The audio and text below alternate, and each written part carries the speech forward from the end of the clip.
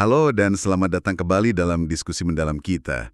Hari ini kita akan mengupas sesuatu yang, wah menarik banget nih dari materi yang Anda bagikan. Kita fokus ke bab 3 dari buku Self-Theories, Their Role in. Judulnya Tujuan Pencapaian, Terlihat Pintar versus Belajar. Anda pernah nggak sih bertanya-tanya gitu, kenapa ya sebagian orang kalau ketemu hambatan atau gagal, rasanya kayak dunia runtuh, kayak itu cerminan buruk banget tentang diri mereka, tapi di sisi lain, ada orang yang lihat halangan yang sama, malah jadi kayak tantangan seru gitu. Nah, bab 3 ini coba menggali kemungkinan nih. Katanya, jawabannya mungkin ada di tujuan yang beda-beda, yang kita punya pas lagi dalam situasi yang menuntut pencapaian. Jadi misi kita kali ini, kita mau benar-benar paham bedanya apa sih antara tujuan biar kelihatan pinter sama tujuan buat belajar. Terus gimana pilihan tujuan ini ngebentuk respons kita pas ketemu kesulitan? Yuk kita bedah bareng-bareng. Oke, buat mulai nih, bab 3 ini kan banyak ngacu ke penelitiannya Eileen Elliott sama Carol Dweck ya. Katanya ada dua orientasi tujuan utama yang kontras banget soal pencapaian. Bisa dijelasin nggak apa aja dua tujuan itu? Performance goal. Intinya sih, ini dorongan buat dapat penilaian bagus soal kompetensi kita. Dan yang nggak kalah penting ya, buat menghindari penilaian jelek. Jadi fokus utamanya itu gimana kita terlihat, entah di mata orang lain, atau bahkan di mata kita sendiri. Pengennya ya kelihatan pintar, cakap, dan sebisa mungkin jangan sampai kelihatan bodoh atau nggak bisa apa-apa. Jadi lebih ke soal validasi gitu ya? Mau dari luar atau dari dalam? Contohnya gimana tuh di kehidupan sehari-hari? Iya, bener banget soal validasi. Contohnya macam-macam sih. Mungkin ada orang yang cenderung milih tugas yang udah pasti dia bisa, yang resikonya kecil buat salah. Atau bisa juga milih tugas yang agak susah, tapi dia yakin banget bisa ngerjainnya dengan baik. Apalagi kalau tugas itu dianggap susah sama orang lain. Jadi kuncinya aktivitas itu jadi kayak panggung buat nunjukin kemampuan yang udah ada. Oke, jelas. Untuk tujuan performa. Nah, lawannya apa nih? Lawannya itu tujuan belajar atau learning goal. Nah, di sini fokusnya geser total. Tujuannya bukan lagi soal nunjukin diri, tapi soal meningkatkan kompetensi. Ada keinginan murni gitu buat nguasain skill baru, buat paham konsep baru lebih dalam, atau buat ngadepin tantangan biar benar-benar berkembang. Dorongannya itu buat jadi lebih pintar, bukan cuma sekedar kelihatan pintar. Menarik. Tapi di bab ini kan juga dibilang ya, kalau dua tujuan ini sebenarnya normal, universal gitu. Nggak ada yang salah satunya pasti jelek gitu. Betul sekali. Dua-duanya itu wajar kok, bagian dari motivasi kita sebagai manusia. Dan dua-duanya juga bisa mendorong pencapaian, tergantung situasinya. Idealnya sih mungkin kita bisa ngejar dua-duanya ya, belajar hal baru sekaligus dapat pengakuan juga. Tapi, nah disinilah mulai rumitnya kalau di praktek sehari-hari. Maksudnya gimana? Rumitnya di mana? Di mana letak konfliknya? Nah ini poin penting banget yang diangkat di bab 3. Di banyak situasi nyata, dua tujuan ini seringnya malah narik kita ke arah yang beda. Coba deh bayangin, tugas atau situasi yang paling bagus buat belajar, itu kan seringnya yang menantang ya, yang bikin kita keluar dari zona nyaman. Nah, tugas kayak gini otomatis bawa resiko. Resiko bikin salah, resiko kelihatan bingung, atau nunjukin kalau kita, belum tahu. Sebaliknya, tugas yang paling gampang buat kelihatan pinter, buat dapat pujian, biasanya ya tugas yang udah kita kuasai banget. Kita bisa ngerjainnya mulus, minim salah. Tapi ya itu konsekuensinya. Ruang buat belajar hal baru yang benar-benar signifikan jadi sempit banget.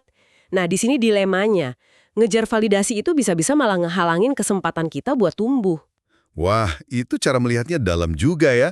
Jadi ada kayak ongkos gitu ya, kalau kita terlalu fokus ke tujuan performa, ongkosnya ya kehilangan kesempatan belajar yang penting. Tepat. Masalah serius bisa muncul kalau penekanan yang katakanlah berlebihan pada tujuan performa mulai mendominasi, mulai nyingkirin tujuan belajar. Orang mungkin jadi ragu-ragu atau malah sengaja ngindarin tantangan yang sebenarnya bagus banget buat perkembangan dirinya. Cuma gara-gara takut kelihatan gak mampu, takut salah, takut dinilai jelek sama orang. Jadi ngorbanin potensi tumbuh jangka panjang demi jaga citra sesaat. Ini langsung bikin saya ingat diskusi kita sebelumnya soal pola respons tak berdaya versus berorientasi penguasaan pas ketemu kesulitan. Ingat kan? Yang tak berdaya itu cirinya nyalahin diri. Emosi negatif, strateginya jadi kacau, terus gampang nyerah. Sementara yang berorientasi penguasaan itu fokus ke usaha, ke strategi, ngelihat sulit itu ya bagian dari proses saja. Nah, gimana nih kedua tujuan ini nyambungnya sama pola respons itu? Mekanismenya gimana? Pertanyaan bagus nih. Bab 3 ini nunjukin ada hubungan sebab akibat yang kuat di sini. Bukan cuma cocok logi, tapi tujuan yang kita pegang itu bisa menyebabkan pola respons tertentu muncul. Lebih detailnya, penelitian nunjukin kalau mengadopsi tujuan performa itu cenderung menciptakan atau memicu respons tak berdaya pas kita ketemu sulit atau gagal. Kenapa gitu? Karena inti dari tujuan performa kan pengukuran ya, pembuktian kemampuan. Fokusnya di hasil. Sukses atau gagal. Sukses jadi bukti jago, gagal jadi bukti nggak jago. Nah, kalau orang ini punya keyakinan yang nanti dibahas di bab lain sih, kalau kemampuan itu ya segitu-gitu aja, nggak bisa berubah, wah, kegagalan jadi ancaman berat. Kayak vonis permanen gitu, kamu nggak pinter. Nah, interpretasi inilah yang bikin muncul rentetan respons tak berdaya tadi. Nyalahin diri, emang aku bego sih, emosi negatif, malu, cemas, strategi berantakan, pengen kabur aja rasanya. Oke, jadi fokus ke pembuktian, bikin gagal, itu rasanya kayak label permanen di diri kita. Terus kalau tujuan belajar, gimana? Nah, sebaliknya nih, tujuan belajar itu justru secara aktif numbuhin respons berorientasi penguasaan. Di sini fokus utamanya ada di proses dan peningkatan, sulit atau gagal itu nggak lagi dilihat sebagai ukuran final kemampuan kita. Malah, itu dianggap info berharga. Sinyal kalau strategi sekarang belum pas atau usahanya perlu ditambah. Gagal itu ya bagian wajar dari kurva belajar aja. Jadi bukannya bikin putus asa, kesulitan malah jadi pemicu buat lebih terlibat, nambah usaha, nyari strategi baru, mungkin nanya bantuan kalau perlu. Gagal itu feedback buat perbaikan, bukan penghakiman nilai diri. Beda banget ya dampaknya. Dan ini bukan cuma teori kan? Ada bukti eksperimen kuat yang dijelasin di bab ini. Studinya Elliott sama Dweck tahun 88 itu. Apa sih yang bikin studi ini meyakinkan banget? Studi itu emang penting banget, desainnya pinter soalnya. Penelitiannya nggak cuma ngamatin anak-anak yang udah punya kecenderungan A atau B, tapi mereka secara acak ngasih tujuan yang beda ke anak-anak. Sebelum anak-anak itu ketemu tugas yang potensial bikin gagal. Jadi bisa kelihatan dampak langsung dari tujuannya itu sendiri. Gimana persisnya mereka ngelakuinnya? Jadi mereka ambil sekelompok anak, terus dibagi dua. Separuh diarahkan buat pakai tujuan performa. Dikasih instruksi yang nekenin evaluasi, misalnya, tugas ini bakal nunjukin seberapa bagus kamu ngerjain X. Fokusnya ke hasil sama penilaian kemampuan. Separuh lagi diarahkan ke tujuan belajar. Tugas ini kesempatan bagus buat latihan dan ningkatin kemampuan kamu ngerjain X. Fokusnya ke proses sama pengembangan diri. Terus tugasnya apa dan gimana hasilnya? Tugasnya itu semacam aktivitas di mana anak-anak pasti bakal nemu kesulitan atau ya semacam kegagalan ringan gitulah. Nah, hasilnya kontras banget dan ngedukung teori tadi. Anak-anak yang dikasih tujuan performa pas ketemu sulit jauh lebih mungkin nunjukin pola respons tak berdaya. Mereka mulai ragu sama kemampuannya, nunjukin emosi negatif, terus performa di tugas berikutnya, kalau ada, cenderung turun atau strateginya jadi kurang efektif. Dan kelompok tujuan belajar? Nah, mereka yang dikasih tujuan belajar, meskipun ngadepin kesulitan yang sama persis loh ya, malah nunjukin pola respons berorientasi penguasaan. Mereka lihat sulit itu sebagai tantangan, tetap fokus sama tugasnya, nyoba strategi lain, dan seringnya performa mereka malah ningkat atau paling nggak stabil. Ketahanannya lebih gede. Ini bukti kuat banget sih, kalau tujuan yang kita anut atau yang ditanamkan ke kita, itu bisa secara aktif ngebentuk cara kita nanggepin tantangan. Keren banget ya, cuma instruksi gitu aja bisa ngubah respons drastis.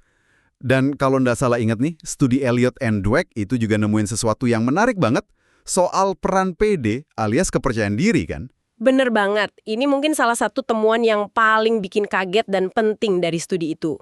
Jadi sebelum tugas mulai, peneliti juga ngukur atau manipulasi tingkat PD anak-anak soal kemampuan mereka di tugas itu. Jadi ada anak yang ngerasa jago banget, ada yang ngerasa kurang bisa, di dua kelompok tujuan tadi. Terus gimana interaksi antara tujuan sama PD ini? Hasilnya krusial nih. Buat anak-anak yang ada di kondisi tujuan performa, tingkat PD awal mereka itu penting banget buat nentuin respons pas gagal. Yang PD-nya tinggi cenderung masih bisa bertahan, masih nunjukin orientasi penguasaan, paling nggak buat sementara.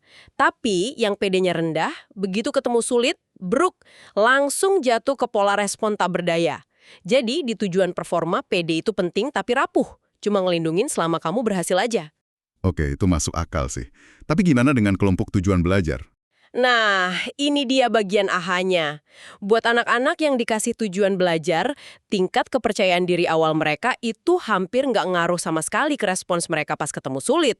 Anak-anak dengan tujuan belajar yang awalnya ngerasa kurang mampu, ternyata sama aja orientasi penguasaannya, sama gigihnya, sama efektifnya nyari strategi baru pas gagal, kayak anak-anak dengan tujuan belajar yang merasa sangat mampu di awal. Wow, serius?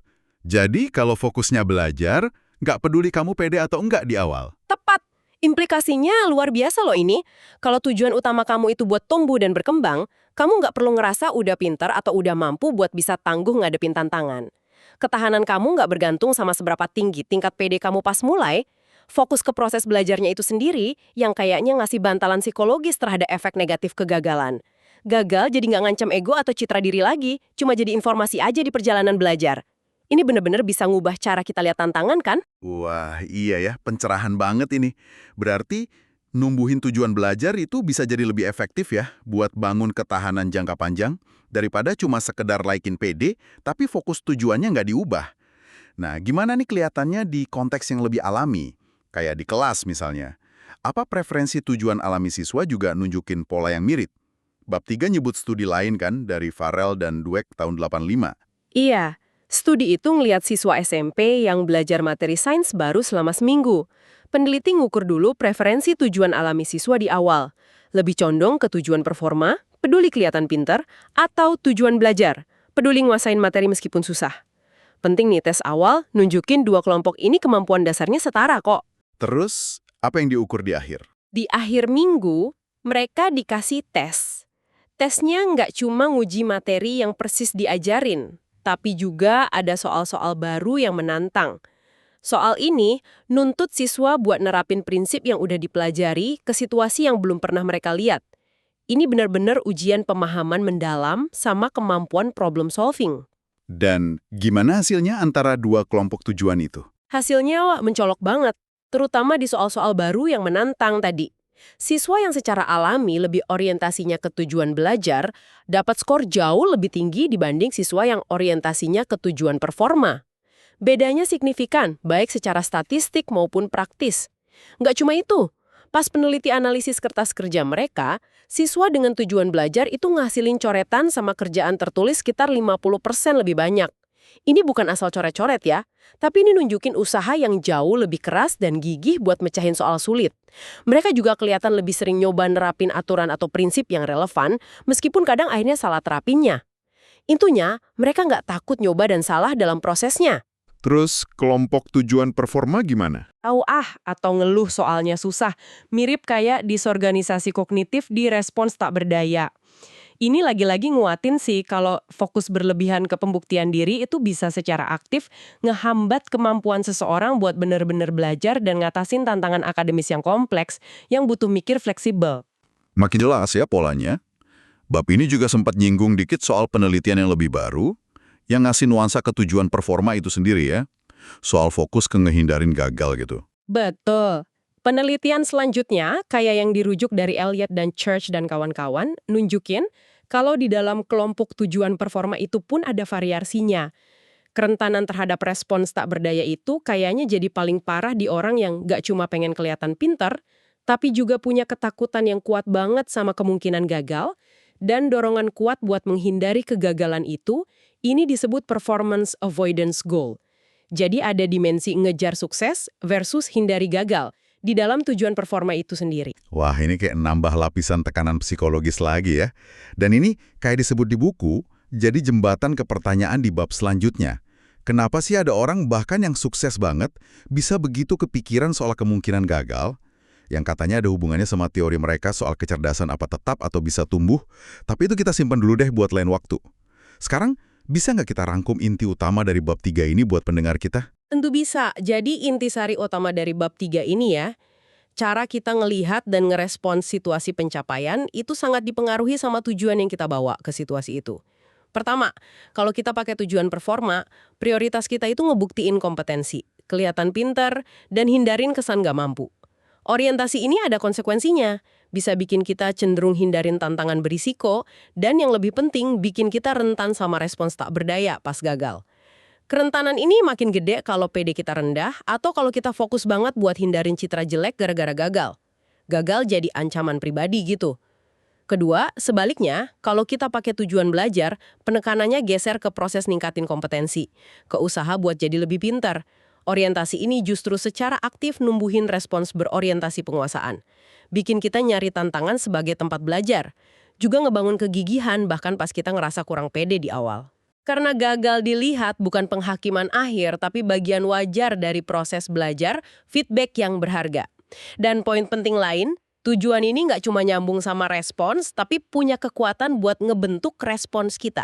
Perlu diingat juga, dua tujuan ini normal, tapi yaitu tadi, bisa konflik. Tujuan belajar juga seringnya nyambung erat sama motivasi intrinsik, minat tulus sama aktivitasnya. Dan analisis ini relevan di banyak area hidup, nggak cuma sekolah, tapi juga olahraga, karir, seni, bahkan interaksi sosial kita. Jelas banget rangkumannya. Kelihatan banget ya betapa mendasarnya beda antara ngejar validasi, kelihatan pinter, sama ngejar pertumbuhan, jadi lebih pinter. Fokus ke pembelajaran itu kayaknya ngebangun otot mental yang lebih kuat dan tahan banting buat ngadepin naik turunnya hidup ya. Tepat sekali. Dan sebagai penutup nih, mungkin ada satu pertanyaan reflektif yang menarik buat Anda renungkan dari semua yang kita bahas di bab 3 ini. Kita kan udah lihat dampaknya ke siswa ya. Sekarang, coba deh tarik ini ke konteks hidup Anda sendiri, entah itu di kerjaan, hobi, atau mungkin dalam hubungan Anda. Pas Anda lagi hadapin tantangan, kemunduran, atau bahkan kegagalan, coba perhatiin deh. Apa sih yang jadi kekhawatiran utama Anda pas itu? Apakah lebih ke arah gimana situasi ini bikin Anda terlihat di mata orang lain, atau bahkan di mata sendiri? Atau fokus Anda lebih ke apa ya yang bisa saya pelajari dari pengalaman ini, apapun nanti hasilnya? Dan ya coba aja sebagai eksperimen pikiran, gimana kalau Anda coba secara sadar geser sedikit aja fokus itu dari kelihatan ke arah belajar. Kira-kira apa ya pengaruhnya ke cara Anda ngedekatin dan ngelewatin tantangan itu? Wah, pertanyaan reflektif yang dalam banget buat dibawa pulang. Terima kasih sudah menyimak diskusi mendalam kita kali ini yang kita gali dari bab 3 materi yang Anda sediakan. Semoga ngasih perspektif baru ya. Sampai jumpa di sesi berikutnya.